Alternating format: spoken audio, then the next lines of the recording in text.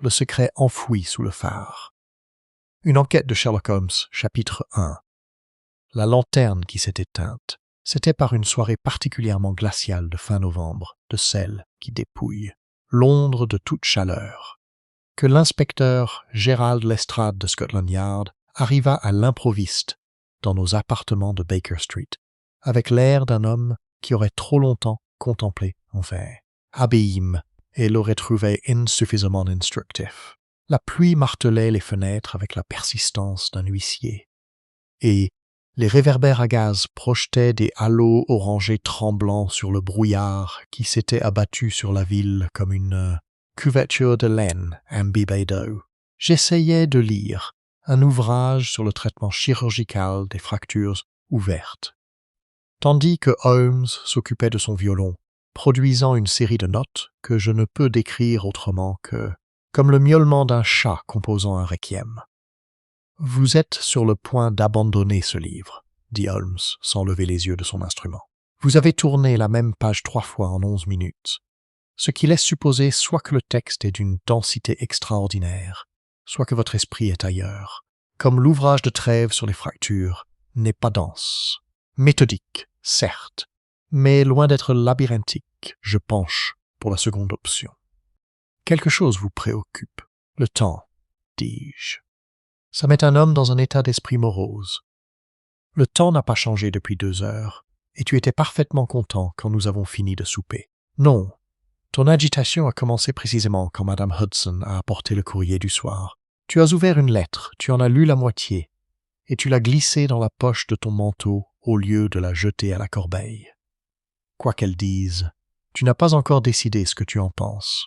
Je le fixais du regard. « Ah, Holmes, je me demande vraiment si vous êtes humain. » Il posa le violon sur ses genoux et se tourna vers moi pour la première fois. Son regard gris était empreint d'une abstraction concentrée, comme s'il me transperçait du regard, comme s'il fixait quelque chose situé à plusieurs mètres derrière mon crâne. « Je me pose parfois la même question, » dit-il d'un ton aimable. « Mais lisez-moi la lettre, Watson. Nous nous ennuyons tous les deux, et l'ennui à Baker Street a tendance à se résoudre par la violence ou la chimie, 2 choses que Madame Hudson n'apprécie guère. » Je fouillais dans ma poche quand la sonnette retentit en bas, et un instant plus tard, Lestrade fit son entrée, son ulster ruisselant, sa moustache aplatie par la pluie, et son expression trahissait cette perplexité particulière qui le distinguait de ses collègues de Scotland Yard, surtout par sa sincérité.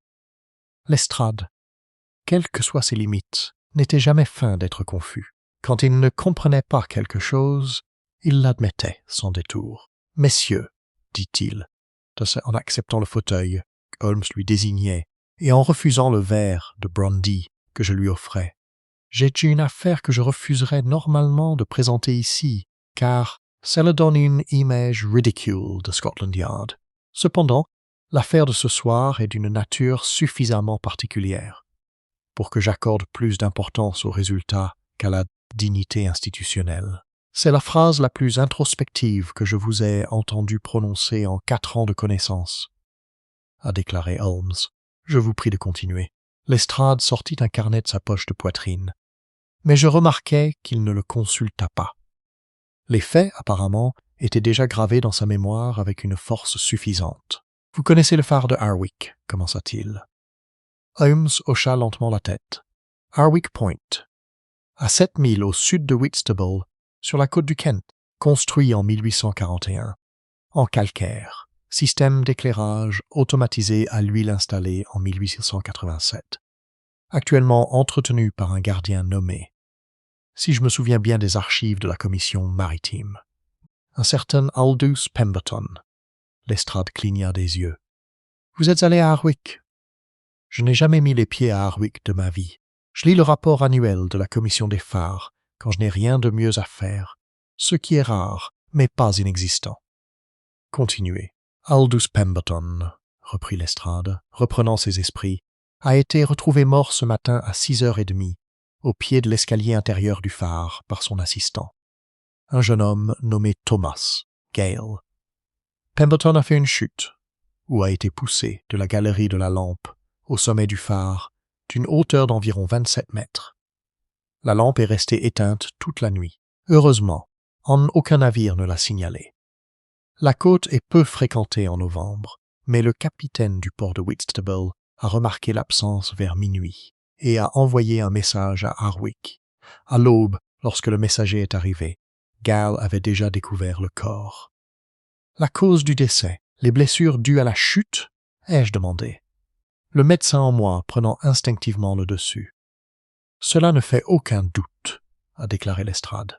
De multiples fractures, des blessures à la tête compatibles avec un impact sur une pierre. Le médecin de Whitstable l'a confirmé dans l'heure. La question n'est pas de savoir comment Pemberton est mort. La question est de savoir pourquoi la lampe était éteinte.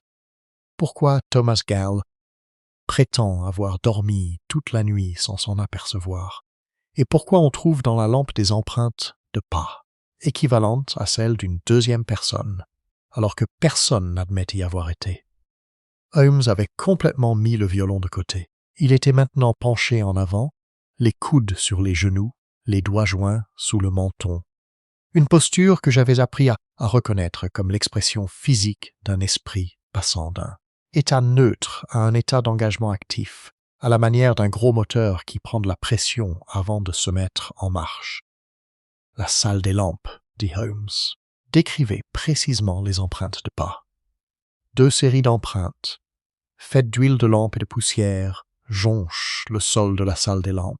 L'une appartient à Pemberton, sa pointure, confirmée par les bottes qu'il porte. La seconde provient d'une botte plus grande, peut-être une pointure 44 ou 46. Et les empreintes se déplacent de façon irrégulière, vers la rambarde, puis en arrière, vers le logement du mécanisme, puis de nouveau vers la rambarde.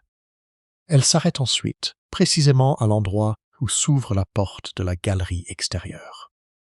Comme si leur auteur avait simplement franchi le seuil et disparu. La galerie se trouve à 90 pieds au-dessus du sol. Ai-je dit? Exactement, dit Lestrade.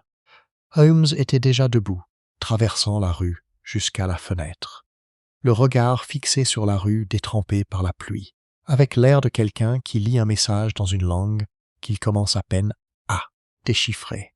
« A-t-on trouvé autre chose que des empreintes de pas dans la salle des lampes » demanda-t-il sans se retourner. « 2 choses, dit Lestrade. Une lentille cassée, un élément du système de lentilles de Fresnel qui génère le faisceau de la lampe. Cassée net, pas fissurée. Quelqu'un l'a frappé délibérément. Et une montre de poche, Handler, arrêtée à 11h43, sans inscription ni marque identifiable, posée face contre terre à côté du boîtier du mécanisme. La montre de qui? On a retrouvé la montre de Pemberton. Elle était dans sa poche lorsqu'il est tombé, alors qu'il courait encore, arrêté seulement par le choc. La montre trouvée dans la salle des lampes n'appartient à personne que Gall puisse identifier, et il affirme ne jamais l'avoir vue auparavant. Holmes se détourna de la fenêtre, et je vis cette lueur familière dans ses yeux. Non pas de l'excitation à proprement parler, mais la vigilance calme et intense d'un homme qui a entendu les premières mesures d'une symphonie et qui soupçonne déjà en connaître le dénouement. « Nous irons à Harwich demain matin, » dit-il. « Le premier train de Charing Cross nous amènera à Whitstable vers 9h. De là, nous prendrons une calèche jusqu'au phare. »« Vous prendrez donc l'affaire » demanda Lestrade, et malgré tous ses efforts, on pouvait entendre un soulagement dans sa voix. « L'affaire m'a déjà captivé, » répondit Holmes. « La question de savoir comment un homme peut apparaître dans une salle des lampes scellée à 30 mètres du sol, briser la lentille d'un phare, laisser une montre arrêtée, puis disparaître sans toucher l'escalier ni le sol sous la galerie. C'est une question peu laissée de côté. Vous aurez besoin de votre manteau le plus chaud. La côte du Kent, en novembre, n'est pas l'endroit idéal pour s'attarder sur l'automne. J'ai posé mon livre non lu et pris mon stylo et mon carnet. La lettre qui m'avait préoccupé plus tôt dans la soirée me parut soudain bien insignifiante, tandis que le phare de Harwich et le mystère de sa lampe sombre s'insinuaient dans nos appartements de Baker Street et reléguaient toutes les autres préoccupations à leur juste place. Chapitre 2. La tour du gardien et les yeux de l'assistant. Le train du matin au départ de Charing Cross était à moitié vide, comme c'est souvent le cas fin novembre. Il était principalement occupé par des voyageurs de commerce, à l'air résigné, typique de ceux qui se sont résignés à l'inconfort, et par un ecclésiastique âgé qui dormait d'un sommeil profond à l'image des personnes vertueuses. Holmes était assis en face de moi dans le wagon, les jambes allongées, un journal plié ouvert sur les genoux, mais non lu. Il réfléchissait, ce qui, pour Holmes, n'avait rien de la méditation que cela aurait pu être pour d'autres.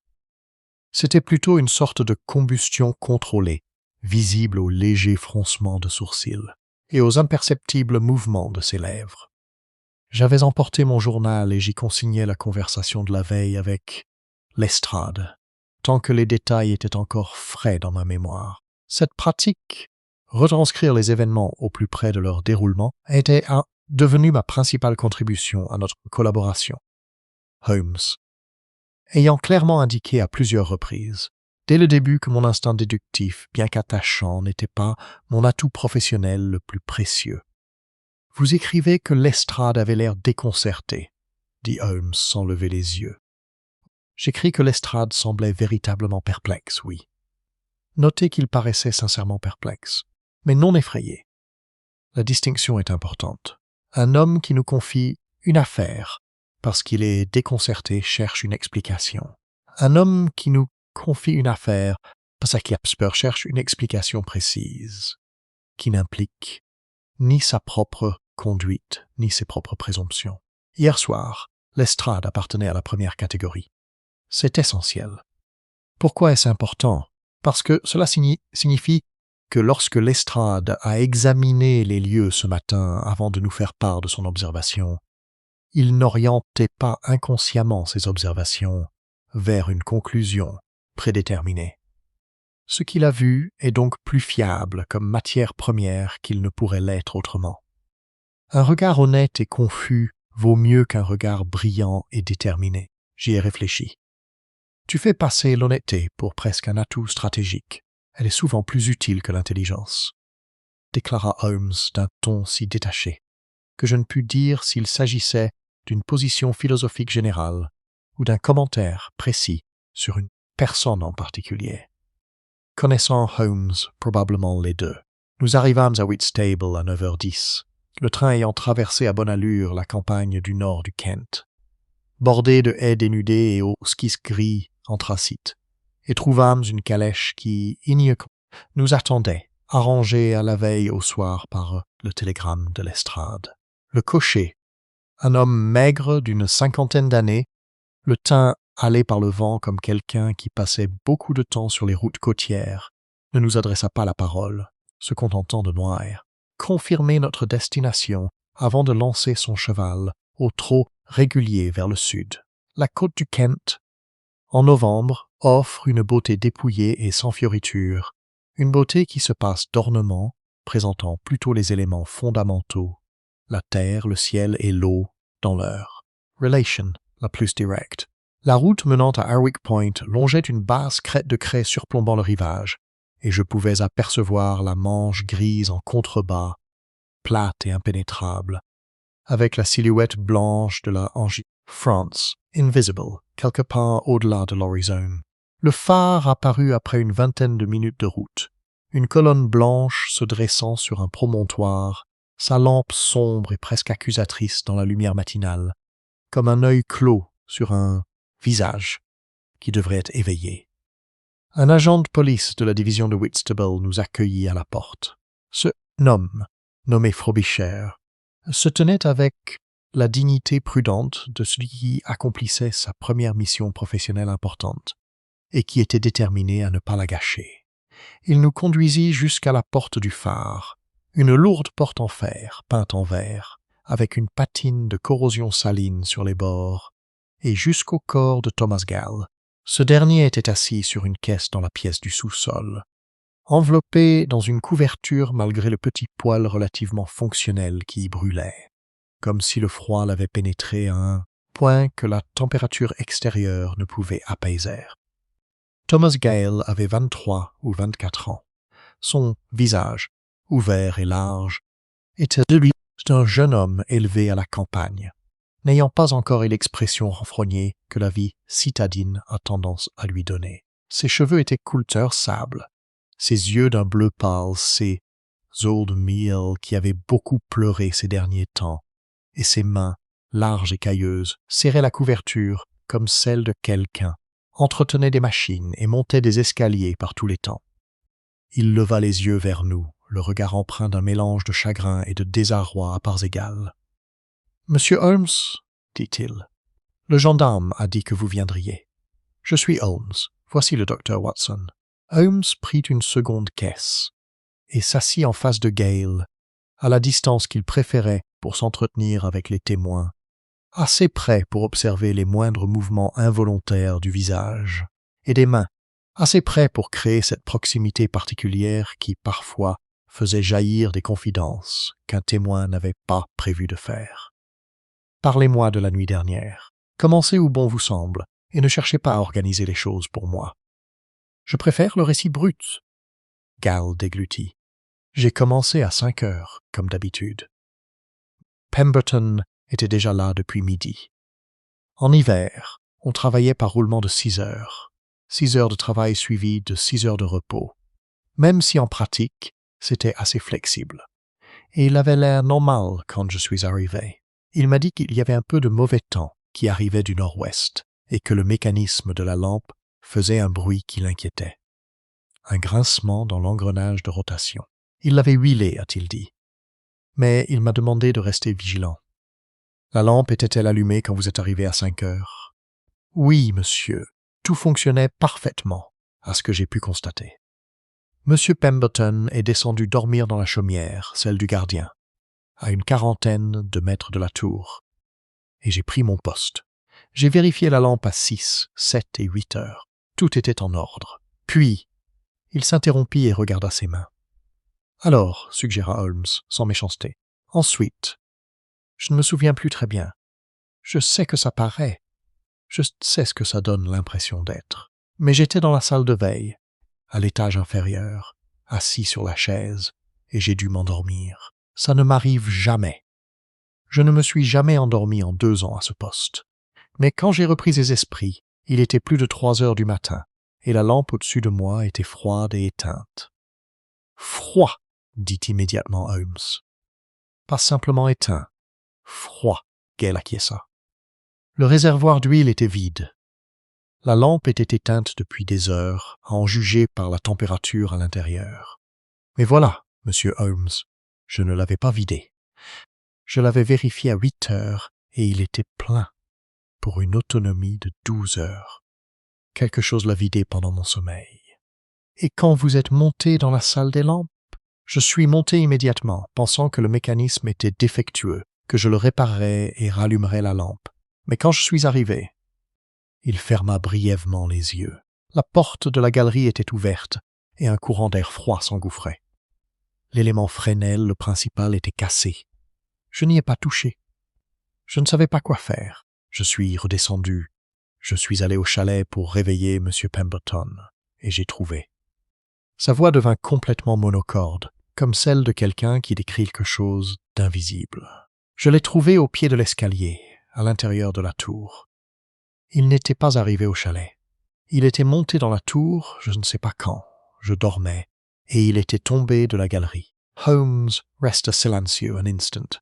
Puis, lorsque vous vous êtes réveillé à 3 heures et que vous êtes monté dans la salle des lampes, la porte de la galerie était-elle ouverte à votre arrivée, ou l'avez-vous ouverte vous-même? Gale leva brusquement les yeux. La question l'avait visiblement surpris. C'était ouvert, grand ouvert. Je me souviens du froid qui m'a saisi en arrivant en haut des escaliers, avant même d'entrer dans la salle des lampes. Bien. Et la montre de poche trouvée près du boîtier du mécanisme. L'aviez-vous déjà vue? Jamais de ma vie. À quoi ressemblait la montre, selon vous, en termes de qualité, d'âge? Gale réfléchit attentivement, et je constatai qu'il était manifestement un jeune homme qui comprenait la différence entre réfléchir et deviner. De bonne qualité, pas la plus raffinée, mais solide, ancienne, comme un objet que son père aurait pu lui léguer. Le boîtier était en laiton, je crois, légèrement verdâtre au niveau de la soudure. Holmes se leva brusquement. Une brusquerie qui signifiait qu'il en avait assez entendu de cette source et qu'il souhaitait passer aux preuves matérielles. « Merci, Gale. Vous avez été bien plus précis que vous ne le pensez. Watson, pouvons-nous monter » L'escalier intérieur du phare s'enroulait en spirale étroite, caractéristique des phares victoriens. Chaque marche était légèrement usée au centre par des décennies de passage de gardiens, et les murs ruisselaient d'humidité marine. Holmes me devançait d'un pas assuré, sans se soucier de la hauteur de la montée, une trentaine de mètres, examinant les murs et les marches à l'aide d'une petite loupe. Je le vis s'arrêter 2 fois. Une première fois devant ce qui semblait être une éraflure sur le plâtre, à une dizaine de mètres de hauteur, et une seconde fois devant une marche où une tache sombre, partiellement nettoyée, persistait. Lorsque nous sommes entrés dans la salle des lampes, le froid nous a saisis immédiatement. La porte de la galerie avait été fermée par les agents, mais la pièce conservait la trace de ses heures d'exposition au froid. Le mécanisme de la lampe occupait au centre. Une imposante structure en laiton et en verre, le système de lentilles de Fresnel intact à l'exception d'un panneau, dans le cadran inférieur gauche, où une fracture nette courait du cadre jusqu'au bord, comme si le verre avait été frappé d'un seul coup sec et précis. Holmes fit le tour du mécanisme sans le toucher, s'accroupissant par intermittence et scrutant le sol à la loupe. Les empreintes décrites par Lestrade étaient encore visibles, 2 séries distinctes, l'une correspondant aux bottes trouvées sur le corps de Pemberton en bas, et l'autre, plus large et plus lourde. Je m'accroupis près de Holmes et examina la seconde. « Il est resté là un bon moment, » murmura Holmes, plus pour lui-même que pour moi. « Voyez comme l'huile a pénétré la poussière plus profondément sous la plante du pied et au talon, tandis qu'au milieu du pied, elle est plus légère. Un homme qui reste immobile un certain temps a tendance à reporter inconsciemment son poids sur ces 2 points. Il est resté là, près de cette balustrade, et il a attendu. J'ai attendu que Pemberton arrive, ai-je dit.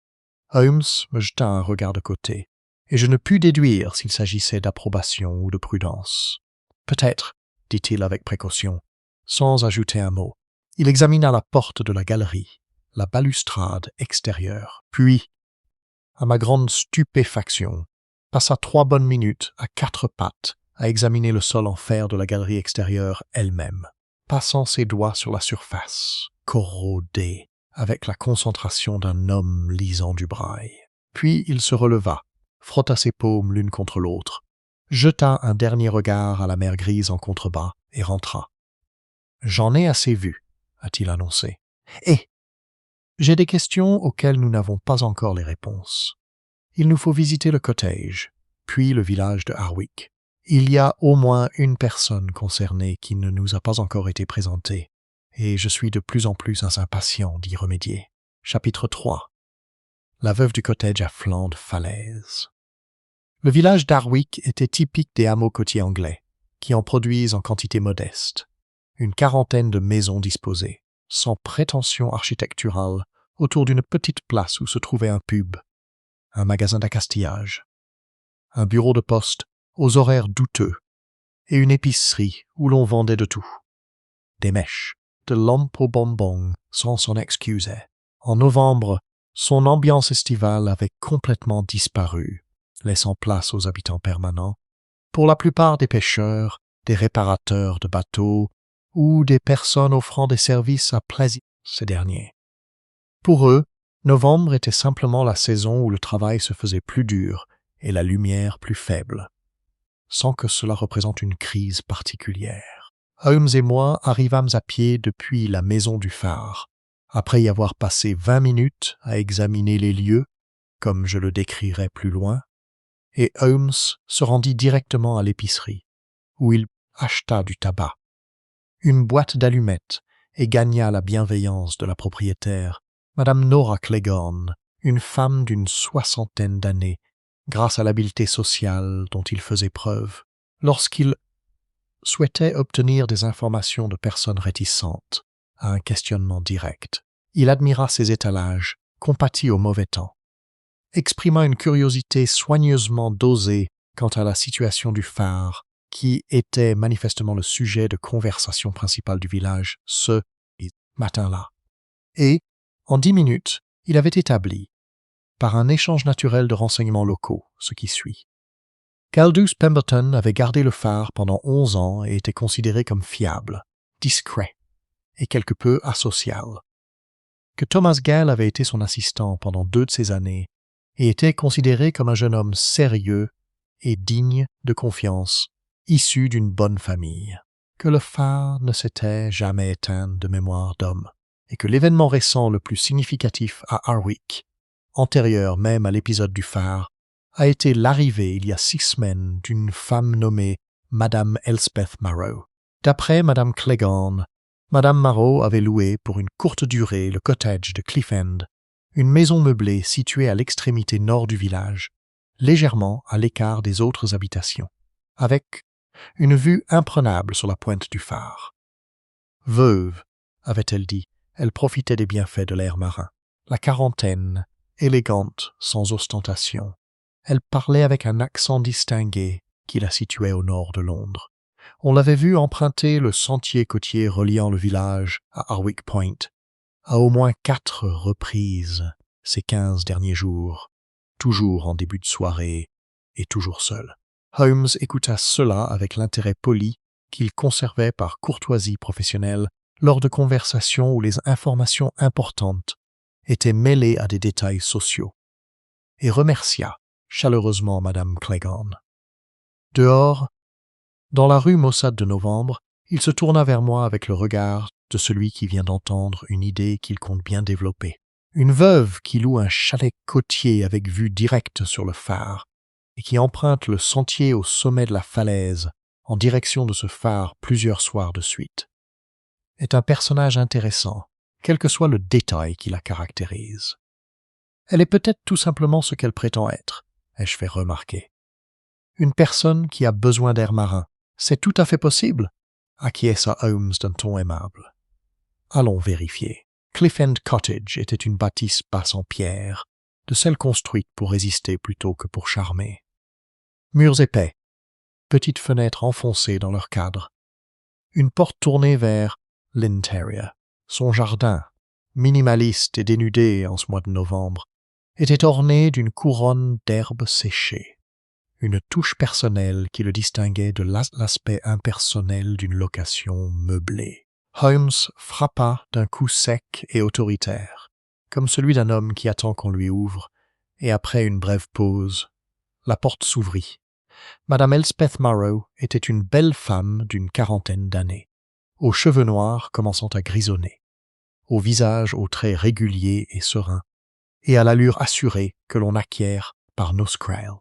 Une longue habitude de se tenir avec précaution en public. Une allure que j'associais aux femmes qui avaient passé des années à soigner. L'impression qu'elles donnaient à un monde qui les scrutait, d'un œil plus attentif que les hommes. Ses yeux bruns foncés, d'une immobilité remarquable, nous scrutaient d'un regard si rapide et si maîtrisé que seule une infime partie était visible. « Oui » dit-elle. Holmes nous présenta et expliqua, avec une précision que je reconnus comme calculée pour un effet maximal, que nous enquêtions sur la mort d'Aldous Pemberton. Il ne précisa pas à la demande de qui, et Madame Marrow ne posa pas la question. Elle nous tint la porte ouverte et nous fit entrer dans la pièce principale du cottage, meublée modestement mais personnalisée par quelques objets rapportés d'ailleurs. Une belle lampe, 2 livres, sur une petite table et une photographie sous cadre argenté sur la cheminée. Tournée telle sorte que je ne pouvais pas la lire de là où j'étais assis. Elle s'assit en face de nous, les mains jointes sur les genoux, et attendit. « Madame Marrow, dit Holmes, connaissiez-vous Aldous Pemberton ?» Un silence, bref mais délibéré. « Je savais qui il était, dit-elle. On ne peut pas passer 6 semaines dans un village de cette taille sans savoir qui entretient le phare. Je veux dire, plus précisément, le connaissiez-vous personnellement?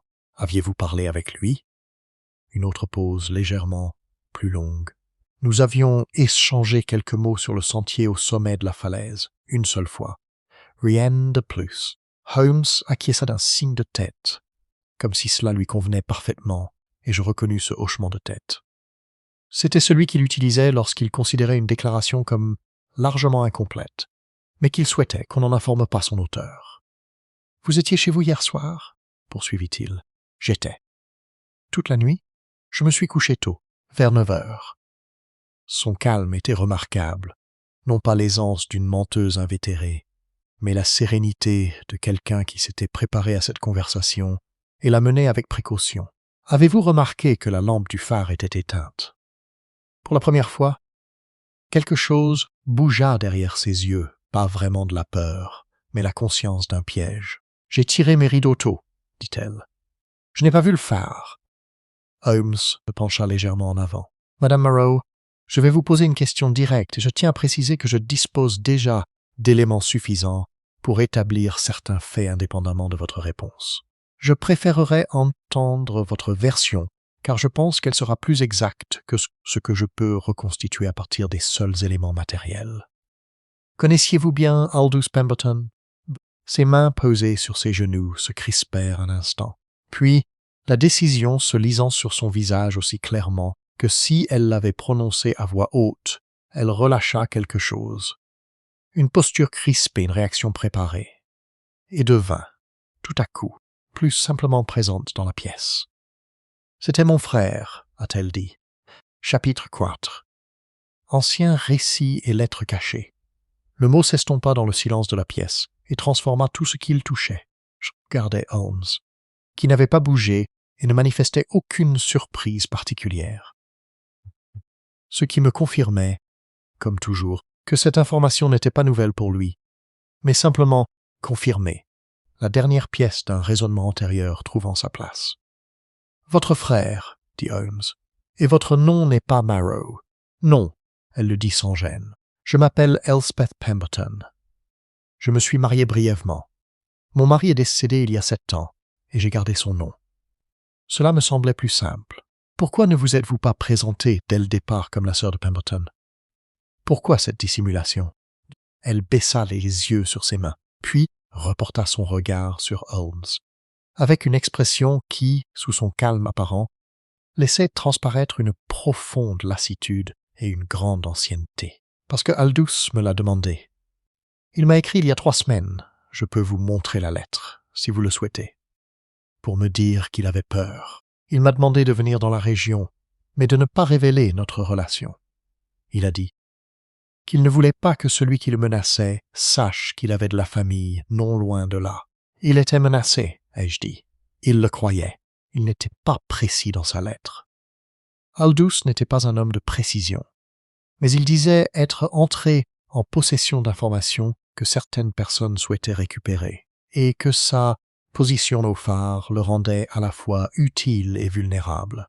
Holmes n'avait rien dit durant cet échange, mais j'avais remarqué que son regard s'était porté sur la photographie posée sur la cheminée, celle qui était tournée de biais.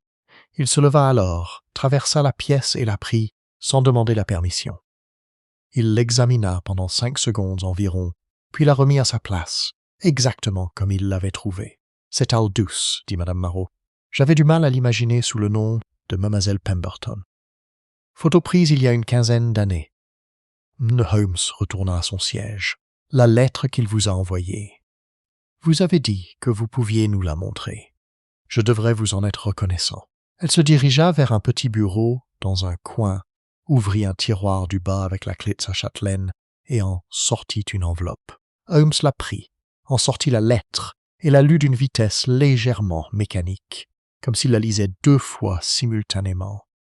Une fois pour le contenu et une fois pour les caractéristiques matérielles. Puis il me la tendit. L'écriture était masculine et un peu serrée, le papier de bonne qualité mais pas cher. La lettre disait « Elspeth, je vous écris en urgence. Ne répondez pas ici, car je ne suis pas certain de la sécurité de mon poste. J'ai besoin que vous veniez dans la région, mais sans vous faire connaître ni annoncer notre relation. Prenez une chambre au village de Harwick et promenez-vous de temps en temps sur le sentier des falaises, afin que je sache que vous êtes près de moi. Je ne peux pas tout expliquer par lettre. Il y a quelque chose d'enfoui qu'il ne faut pas trouver, et je crains que de mauvaises personnes ne le recherchent.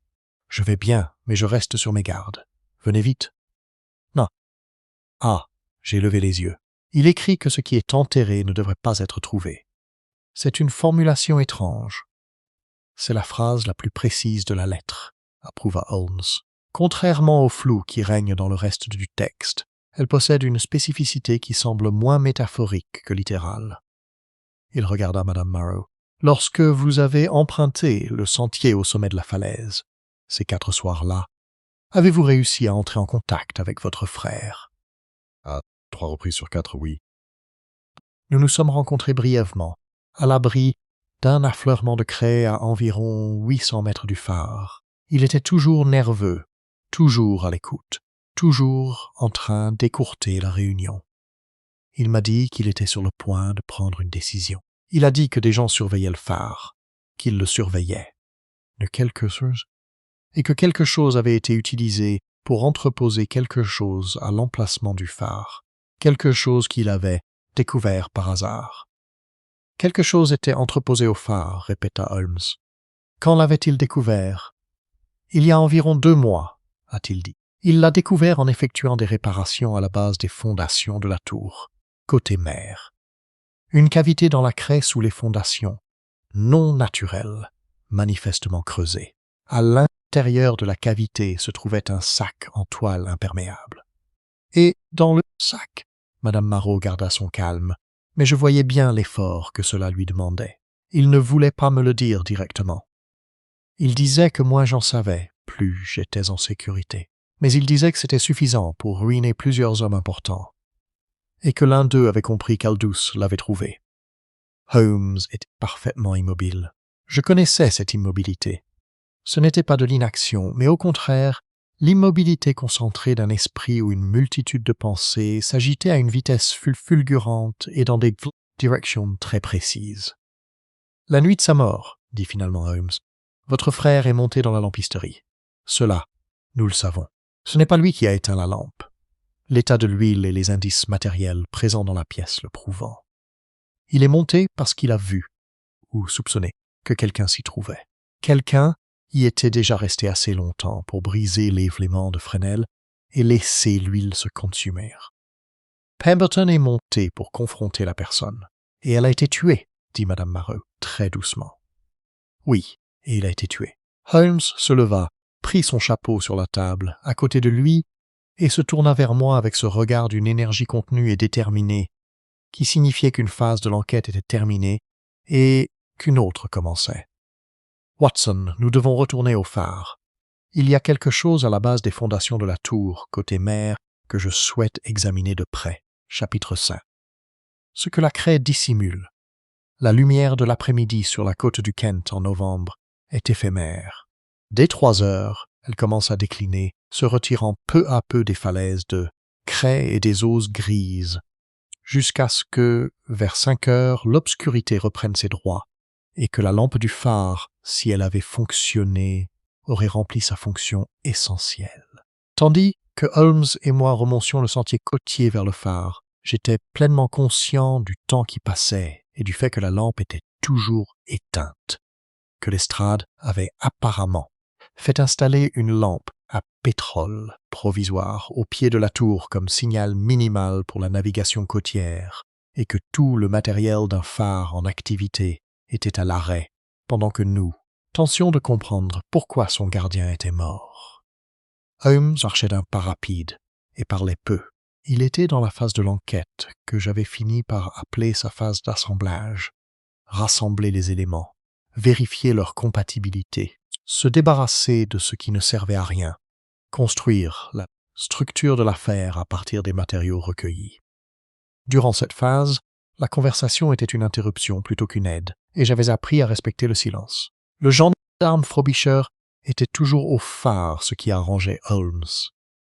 Il voulait que les lieux restent intacts, et la présence d'un gendarme en uniforme y parvenait plus sûrement que n'importe. Quelle requête! Le corps d'Aldous Pemberton avait été emporté par le médecin de Whitstable plus tôt dans la matinée, mais le phare lui-même était resté tel que nous l'avions laissé.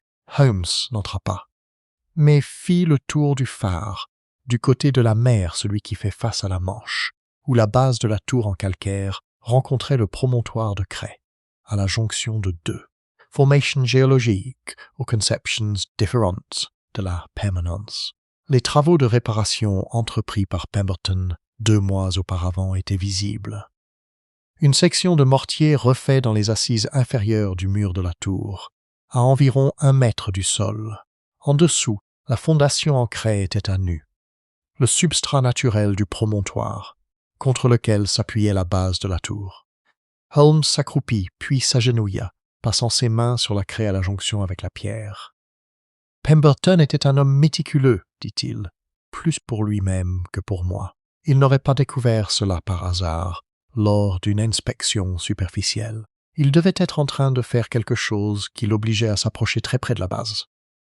Côté mer, peut-être examiner l'humidité dans le mur de la tour, ou vérifier les dégâts causés par le manganèse, gel dans les joints de mortier. Il déplaça ses mains plus loin sur la craie, appuyant par intervalles. Puis, à environ 2 mètres de la base de la tour, ses mains s'immobilisèrent. Il appuya plus fort. Et un morceau de craie d'environ 45 cm² se déplaça vers l'intérieur avec une résistance grinçante qui témoignait d'une intervention humaine récente. Derrière, il n'y avait pas de craie, mais le vide, une obscurité qui, même dans la lumière déclinante de l'après-midi, suggérait la profondeur et l'excavation. Une lanterne, dit Holmes tendant la main sans lever les yeux. Je sortis la petite lanterne à œil de bœuf que nous avions empruntée au magasin du phare et l'allumai avec la boîte d'allumettes que j'avais pris l'habitude d'emporter systématiquement avec moi lorsque je travaillais avec Holmes. Il orienta le faisceau lumineux vers la cavité. L'espace intérieur mesurait environ 1 mètre de profondeur et 60 centimètres de hauteur, suivant la fracture horizontale naturelle de la craie, prolongée par une incision délibérée. Le sac en toile mentionné dans la lettre de Pemberton avait disparu. À sa place se trouvait une surface plane de poussière de craie, portant l'empreinte nette sa base rectangulaire, environ 40 cm sur 25. Et, tout au fond de la cavité quelque chose qui avait apparemment glissé derrière le sac et avait été oublié ou négligé. Une simple feuille de papier pliée, scellée par ce qui semblait être une goutte de cire désormais craquelée. Holmes le récupéra avec une paire de fines pinces d'asquier qu'il portait à cet effet, en examina l'extérieur, et ne l'ouvrit pas. Il le souleva simplement. Et à la lumière de la lanterne, je pus apercevoir, à travers le papier, il n'était pas épais, la trace d'une écriture à l'intérieur. « Nous l'ouvrirons au phare, » dit-il en se levant et en s'époussetant la craie de son pantalon.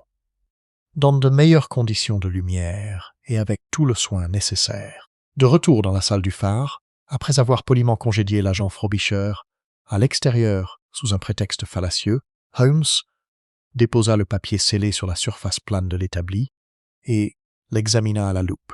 « Le seau est à la paraffine, dit-il. Ce n'est pas un seau officiel, c'est improvisé. Le papier est du papier à lettres de bonne qualité, avec une légère teinte bleue qui suggère un fabricant que je pourrais probablement identifier, même si je devrais consulter mes archives de Baker.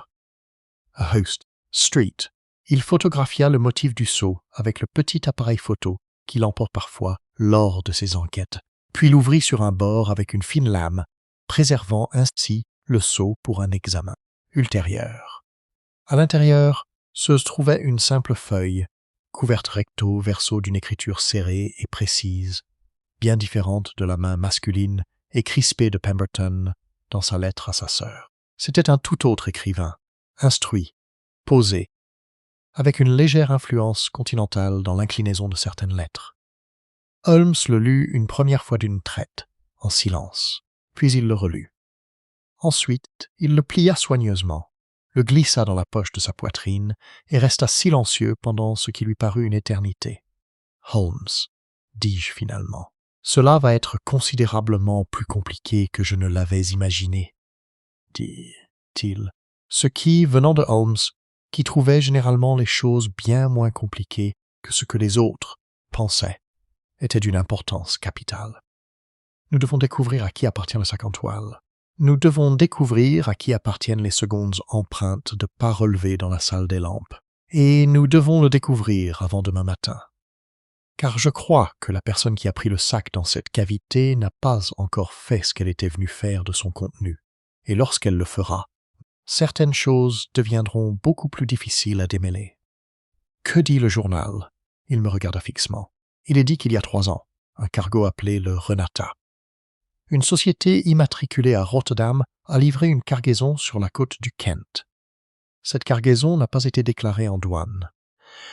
Le document mentionne la nature de la cargaison, les noms de 4 hommes qui l'ont reçue et en ont tiré profit, ainsi que le nom de la personne au phare qui a facilité la livraison en veillant à ce que la lampe soit éteinte une nuit précise. Renata. Il a atterri sans observation officielle. Cette personne n'était pas Aldous Pemberton. Je le fixai du regard. Alors qui? L'ancien gardien de phare, a déclaré Holmes. Un homme nommé Edwin Craig, qui a pris sa retraite il y a 4 ans et qui vit actuellement. Je dois le vérifier, mais je crois que c'est exact. À Whitstable, chapitre 6. Le fantôme d'Edwin Craig Lestrade arriva au phare à 4h30, après avoir reçu le télégramme de Holmes du bureau de poste de Harwich. Il était accompagné de 2 agents et arborait l'air de celui qui venait d'apprendre que son problème était plus grave qu'il n'y paraissait.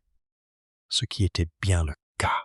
Holmes le reçut dans la pièce du bas, lui expliqua ce que nous avions trouvé dans la cavité de craie, et lui montra le document, que Lestrade lut, le visage de plus en plus pâle. « Ces 4 noms, dit Lestrade avec précaution. « Vous en reconnaîtrez au moins 2, a déclaré Holmes. Lestrade leva les yeux. L'un d'eux est député. Oui. Et une autre chose encore, Holmes, ce n'est pas possible. Mon expérience me dit que ce qui semble impossible est souvent vrai, a déclaré Holmes. Le document est écrit de la main d'une personne qui était en mesure d'observer et de consigner la transaction en détail. Je soupçonne que cette personne se trouve également quelque part sur cette côte, et que le sac en toile qui se trouvait dans cette cavité est maintenant en sa possession. Qui a rédigé le document? Je ne sais pas encore, mais le papier lui-même, le style d'écriture et une référence dans le texte A. Renatal, numéro de manifeste, me laisse penser que son auteur était un fonctionnaire, peut-être un douanier ou un employé de l'autorité portuaire, qui a découvert la transaction par la suite, l'a consignée par écrit, puis l'a déposée ici pour la conserver ou pour un usage ultérieur. Il pourrait s'agir d'un chantage, bien que le document lui-même ne contienne aucune demande. Pendant que Holmes parlait, je réfléchissais et une question s'était formée, que je posais maintenant. Si Craig a facilité l'atterrissage initial il y a 3 ans et que Pemberton a trouvé le document il y a 2 mois, Pemberton était-il au courant de l'implication de Craig? Comprenait-il la portée de sa découverte? Holmes me jeta un coup d'œil. « C'est la bonne question, Watson, au moment opportun. » Et la réponse est « Il en savait assez pour avoir peur, mais je ne suis pas certain qu'il en ait saisi toute la portée. » Sa lettre à sa sœur évoquait des informations suffisantes pour ruiner des hommes importants. Il savait que le document avait de la valeur. Savoir s'il savait que l'un de ces hommes importants avait découvert qu'il l'avait trouvé. J'en suis moins sûr. « Craig, dit soudain Lestrade, tu crois que c'est Craig qui est venu au phare hier soir? Craig. Ou quelqu'un agissant sous ses ordres, ou encore quelqu'un agissant sous les ordres de l'une des 4 personnes mentionnées dans ce document. Les empreintes de pas relevées dans la salle des lampes correspondent à des pointures 11 ou 12. Craig. Si je me souviens bien des archives du personnel de la commission des phares, que j'ai consulté il y a quelque temps pour d'autres raisons et dont je me souviens parfaitement, était un homme de grande taille et de forte corpulence. Holmes plia le papier et le rendit à Lestrade. « Je veux qu'Edwin Craig soit retrouvé et localisé d'ici ce soir. Je veux savoir où il se trouve actuellement, s'il a été aperçu aux alentours de Harwich la semaine dernière, et s'il a un lien quelconque avec les 4 personnes citées dans ce document. » Lestrade dépêcha l'un de ses agents par le moyen de transport le plus rapide disponible vers Whitstable. Le second agent fut chargé de surveiller discrètement la route côtière entre Harwich et le phare, avec pour consigne de n'approcher personne, mais de noter les descriptions et les directions, déplacements. Holmes et moi restâmes au phare, tandis que la nuit de novembre tombait complètement. La lampe à pétrole provisoire à la base remplissait tant bien que mal son rôle, tandis que la grande lentille de Fresnel au-dessus de nous demeurait brisée et silencieuse. Nous avons mangé un souper froid, préparé dans un panier que Madame Cleghorn avait été persuadée de faire. Holmes mangeant avec l'efficacité automatique d'un homme se ravitaillant sans s'intéresser, particulièrement au processus. Moi, avec un peu plus d'attention, à l'excellent bœuf froid qu'elle y avait inclus. Et Holmes m'expliquait, en termes généraux, la logique qui reliait la lampe éteinte au document à la craie lorsque le constable était revenu de Whitstable. Edwin Craik n'était pas à Whitstable. Sa chambre, située au-dessus de la quincaillerie où il logeait depuis sa retraite 4 ans auparavant, était libre depuis 3 jours, selon sa logeuse. Craik n'avait donné aucun préavis, avait payé son loyer à temps et était parti avec un seul sac. Il n'avait rien dit de sa destination. Il semblait inquiet, d'après sa logeuse. « Il y a 3 jours, » dit Holmes, d'une voix calme en se tournant vers la fenêtre du phare et l'obscurité opaque de novembre qui s'étendait au-delà. « Il a quitté Whitstable il y a 3 jours, et Pemberton est mort la nuit dernière. Ce qui signifie que Craik a eu 2 jours pour se préparer avant de venir au phare. »« Il est venu avec un plan, » ai-je dit. « Il était venu avec un plan, » confirma Holmes. « Et il était venu récupérer le document qui prouvait sa complicité dans le débarquement initial. Seul Pemberton l'avait déjà trouvé et le gardait, ou nous l'ignorons. Ni au phare, ni dans la chaumière, les hommes de l'estrade ont fouillé là-bas. Peut-être l'avait-il sur lui. Peut-être. » Holmes s'interrompit. Il releva la tête, adoptant l'inclinaison que je reconnus comme celle d'une pensée. « Watson, lorsque médecin de Whitstable a examiné le corps, a-t-on retiré quelque chose des vêtements de Pemberton? » Lestrade le saurait. Lestrade consulta ses notes. Effets personnels listés. Une montre de poche, un porte-clés, des pièces de monnaie pour un total de 4 shillings et 6 pence, un mouchoir et une blague à tabac. Il marqua une pause. Aucun papier.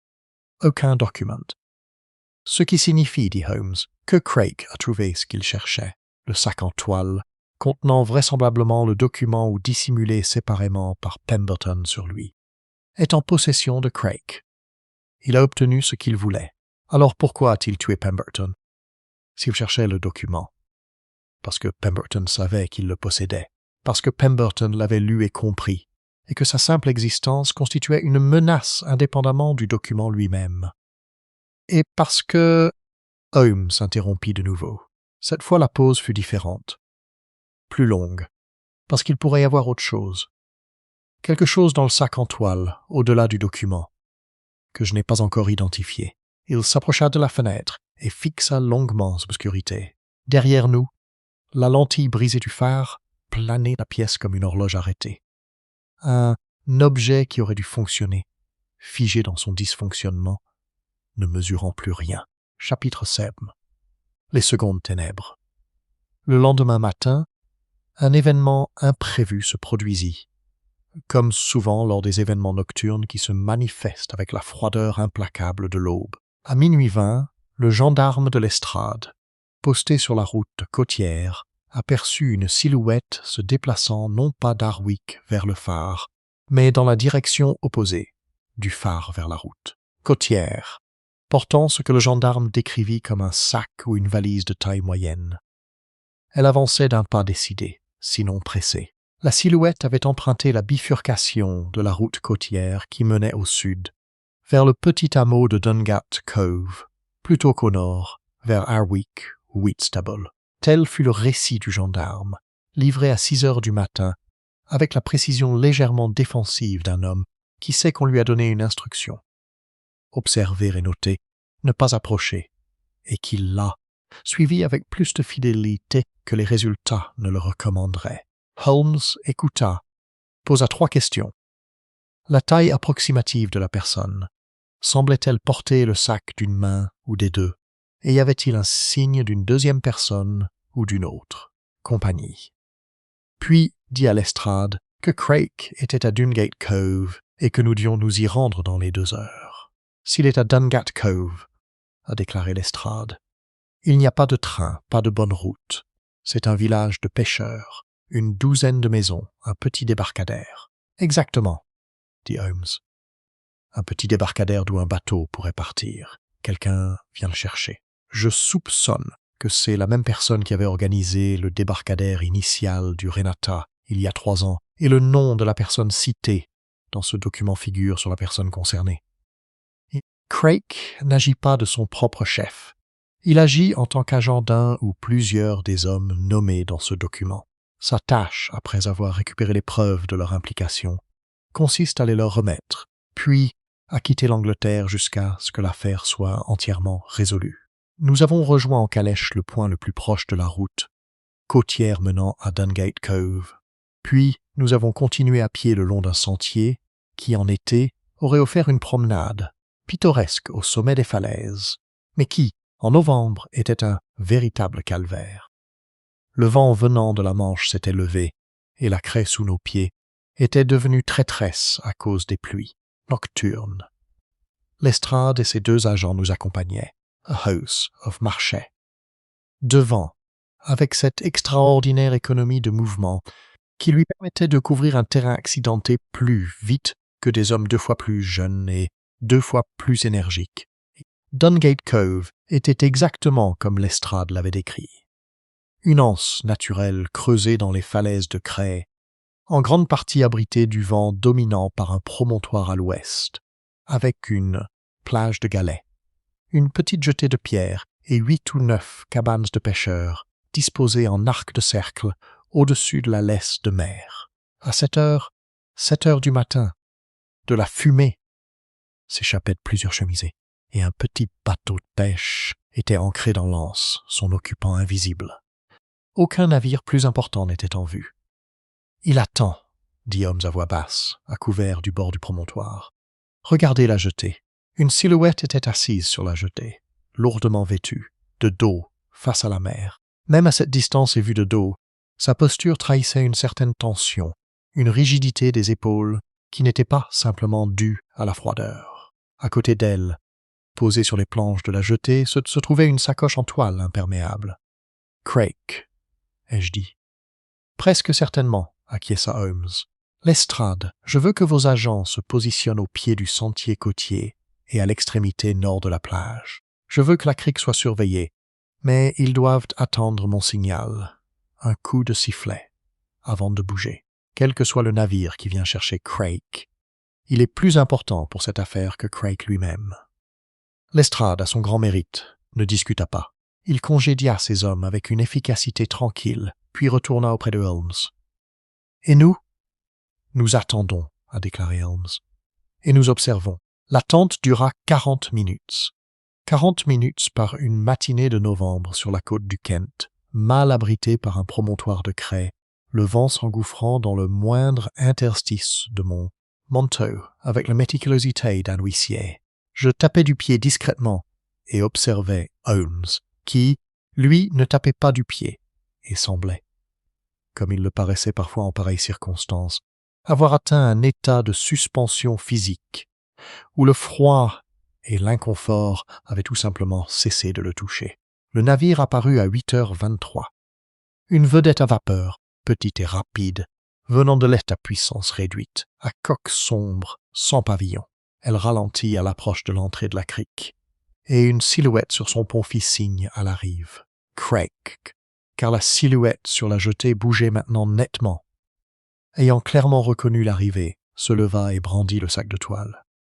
Le bateau accosta à l'embarcadère. Un homme en descendit, un homme à la carrure imposante, vêtu d'un manteau dont la qualité, même à cette distance, laissait deviner un tissu coûteux, le genre de manteau conçu pour paraître banal, mais dont la coupe révélait un homme qui n'avait jamais porté de manteau ordinaire de sa vie.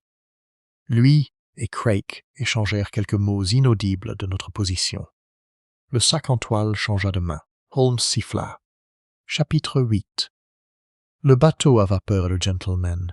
Ce qui suivit eut la confusion organisée propre à toute intervention policière en terrain confiné. Les agents d'estrade arrivèrent simultanément du sentier côtier et de la plage, se déplaçant rapidement. L'homme du bateau à vapeur, voyant les policiers en uniforme converger vers la jetée avec l'élan de ceux qui ont reçu l'ordre d'intercepter plutôt que de s'enquérir, se précipita vers le bateau à une vitesse surprenante pour un homme de son âge et de sa carrure. Craig, ayant apparemment calculé que ses intérêts et ceux de son employeur avaient divergé dès l'arrivée de la police, ne s'enfuit pas mais s'assit sur les planches de la jetée avec l'air d'un homme qu'il en a finalement tiré un trait. Holmes courut. Je l'avais déjà vu courir. Et pourtant, cela me surprit. Encore, il n'y avait rien d'économe dans sa course, rien de cette maîtrise qu'il déployait dans d'autres activités physiques. Il se déplaçait simplement, vite et droit, non pas vers la jetée, mais vers la proue de la vedette, atteignant le bord du quai juste au moment où l'homme de la vedette atteignait le plat-bord. Et lui, disant quelque chose d'une voix que je ne pouvais entendre, trop loin pour l'entendre. L'homme s'arrêta. Il se retourna. Il regarda Holmes avec une expression que je pouvais lire même à 10 mètres de distance. L'expression d'un homme qui a été nommé précisément et correctement, et qui comprend que le fait de nommer les choses change tout. Lorsque Lestrade et moi sommes arrivés à l'embarcadère, l'homme du bateau était immobile et Holmes se tenait à côté de lui avec l'autorité décontractée particulière d'un homme qui n'a pas besoin de nom proférer de menaces physiques, car les menaces intellectuelles ont déjà fait leur œuvre. Voici Ems, Gerald Forsyth Ashworth, député conservateur de North Tanay, directeur de la société Ashworth Maritime Trading Company, et l'une des 4 personnes citées dans le document, découvert dans la cavité de Cray de Harwick Point, déclara Holmes à notre approche.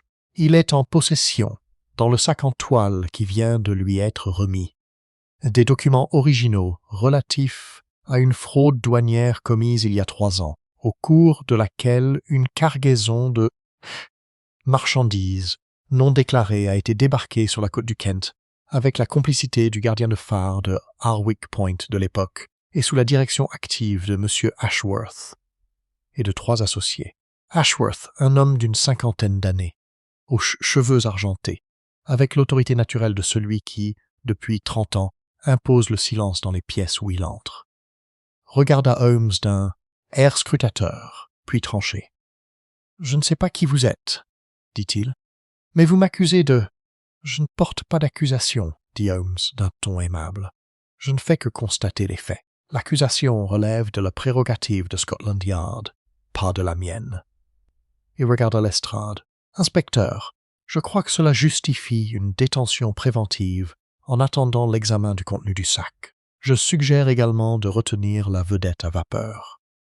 Son équipage, vraisemblablement engagé pour cette mission, pourra témoigner de leur provenance et des instructions qu'ils ont reçues. » Lestrade, qui avait écouté avec l'attention concentrée d'un homme préparant une procédure judiciaire en temps réel, hocha la tête et donna les instructions nécessaires. Sur les planches du quai, Edwin Craig s'entretenait maintenant avec le gendarme à ses côtés. Avec la coopération résignée d'un homme qui a décidé que l'aide était sa seule monnaie d'échange. Il était en effet grand et corpulent, pointure 45, sans aucun doute. Son visage était buriné et plus âgé que je ne l'avais imaginé, profondément marqué par les rides autour des yeux, avec l'air de quelqu'un qui avait porté un lourd fardeau pendant longtemps et qui venait de le déposer, non par soulagement, mais par défaite. Holmes s'accroupit près de lui. « Comment êtes-vous entré dans la salle des lampes sans utiliser l'escalier » demanda-t-il, avec la simplicité directe d'une question dont il connaissait déjà la réponse et dont il ne faisait que confirmer le mécanisme. Craig le regarda avec une légère surprise. « La chaîne extérieure, dit-il. La chaîne de maintenance côté mer. Je l'avais installée moi-même, il y a 11 ans, quand j'avais eu besoin d'accéder à la galerie pendant une tempête qui avait bloqué la porte intérieure. Je savais qu'elle était toujours là. J'étais encore assez en forme, tout juste. » Il marqua une pause. « Pemberton n'était pas au courant. Il est monté par l'escalier. »« Et vous l'avez rencontré à la galerie, » a dit Holmes. « Je n'avais pas l'intention, commença Craig, puis s'interrompit. Il est sorti dans la galerie. Il m'a vu. Il avait le document. Il l'avait sur lui depuis le début, pas dans le phare, mais cousu dans la doublure de son manteau. Il savait que j'étais là pour ça. Il s'est débattu. Tu l'as poussé. Craig ne dit rien de plus. Le gendarme à ses côtés consigna la chose dans son registre, avec la solennité d'un jeune homme qui comprend qu'il enregistre quelque chose d'important. Holmes se leva, jeta un dernier regard à la manche grise et ne dit rien de plus. Chapitre 9. Le poids total du document. C'est dans le bureau du capitaine du port de Whitstable, réquisitionné par Lestrade avec l'autorité qu'un inspecteur de Scotland Yard peut déployer en cas de besoin, et chauffé par un poêle qui, sans être généreux, était préférable à l'alternative. Que le sac en toile fut ouvert en présence de Lestrade, Holmes et moi-même, l'avocat d'Ashworth étant absente, car il n'était pas encore arrivé et n'arriverait pas à temps pour influencer ce qui était trouvé. Le sac contenait les éléments suivants. Le document trouvé dans la cavité de craie, désormais accompagné de 2 lettres supplémentaires qui semblaient être une correspondance entre Ashworth et l'une des autres personnes nommées.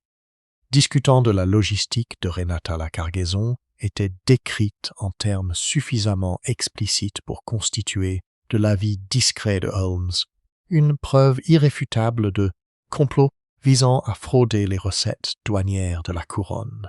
On y trouvait également un livre de comptes, un petit livre de poche commerciale en toile verte, dont les écritures correspondaient avec une précision remarquable au mouvement de fonds l'Ashworth Maritime Trading Company durant la période concernée. Au fond du sac, enveloppé dans une toile cirée, se trouvait un second document qui n'était pas dans le compartiment en craie lors de notre examen. Craig l'avait apparemment transporté séparément et l'avait ajouté au sac lorsqu'il l'avait récupéré à Pemberton.